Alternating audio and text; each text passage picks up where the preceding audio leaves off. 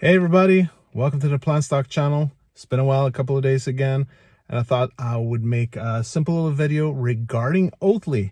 I know a lot of you have been waiting for the interview that we had with the Oatly personnel during the Expo exhibition that was about 1.5 to 2 weeks ago.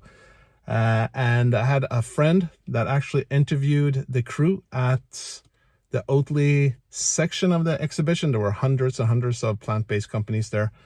And unfortunately, Tony, the CEO, wasn't there. He was in Sweden at that time. So that's why we got the communication people and interviewed them. The problem was when they found out that my channel is a PlantStock channel or a stock channel, then they refused to be part of it in form of being interviewed by camera.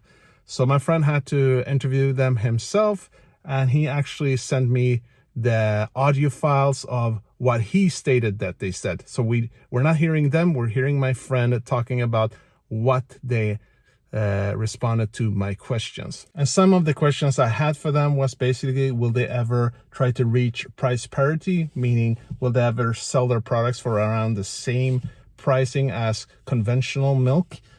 And also, will they be producing a cheese alternative? I know a lot of you have been wondering about that and been talking about that.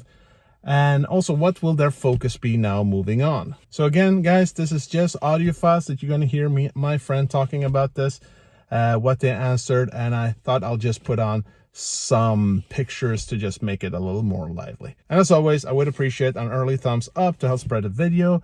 And if you feel like subscribing to the channel where I talk about Oatly, Beyond Meat, Tattoo Chef, the very good food company, on a regular basis, then make sure to subscribe and don't forget that bell button. And feel free to join our free Discord channel down in the description where we talk about these companies all the time. All right, guys, enjoy, and I'll comment on this after. Hi, this is Ken. I just want to let you know I spoke with a woman at Oatly.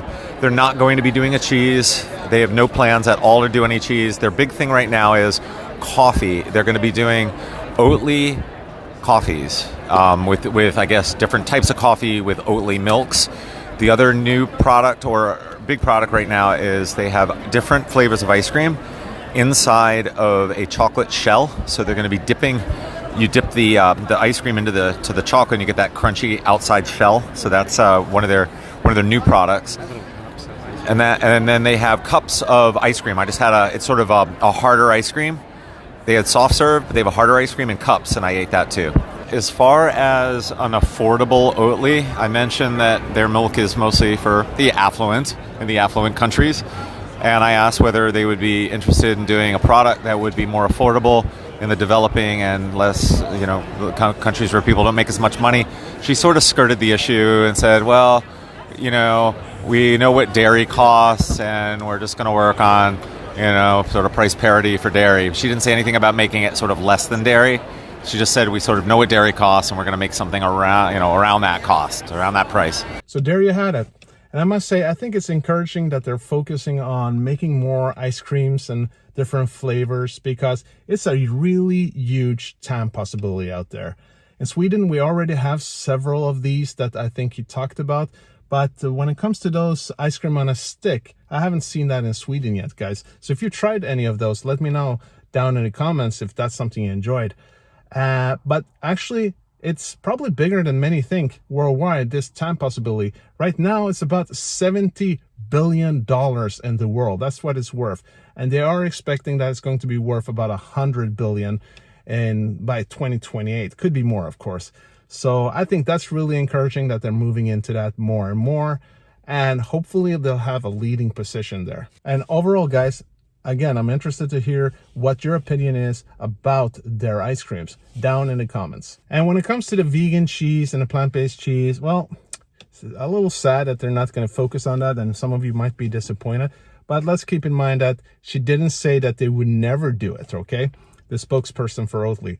But, and at the same time, I think to some extent, they're moving into so many different things right now. There's a lot of dairy alternatives out there already that they're focusing on, but also now when they're moving into the ice cream and they're focusing on expanding, I think that's what they should be doing. And when they have time, I think they should move into the cheese alternative, of course, as well. Now, the most important piece of information here from this talk, I would say, was when it came into the discussion about reaching some form of price parity.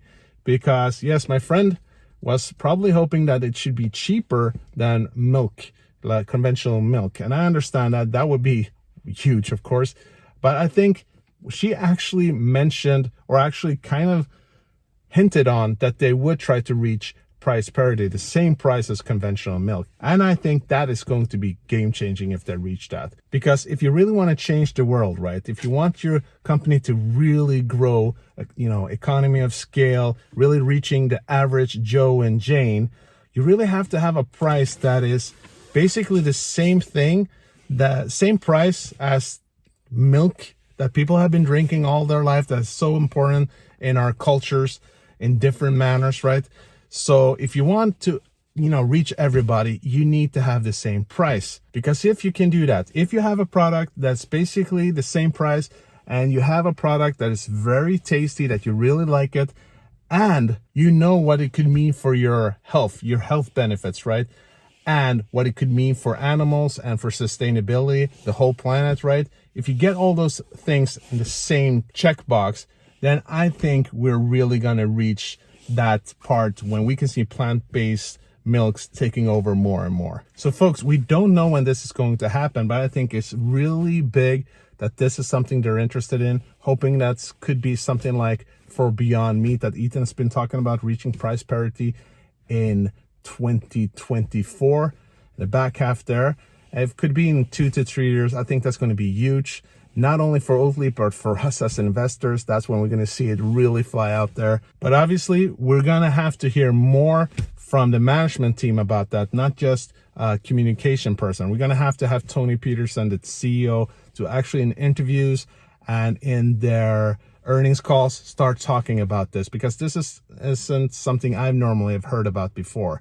So if that's going to happen, then I think we can feel that this really is their agenda. Because again, if this is their agenda, well, that is a game changer in my eyes. Folks, let me know. Do you think this is something that could happen? Do you think this is something that should be the goal of Oatly? Let me know down below in the comments. All right, folks, that was it for today. I hope you got a lot of value from today's video. And if you did, let's always smash that like button and subscribe to the channel if you want to get more information like this. And feel free, again, to join our free Discord channel where we talk about this on a daily basis. And you get 5 morning briefings, Monday to Friday, where I basically, brief you on what's going on with our companies and what's going on in the overall market. All right, guys, as always, not financial advice, just my own thoughts and opinions. Have a great day. Hope to see you tomorrow, and peace out.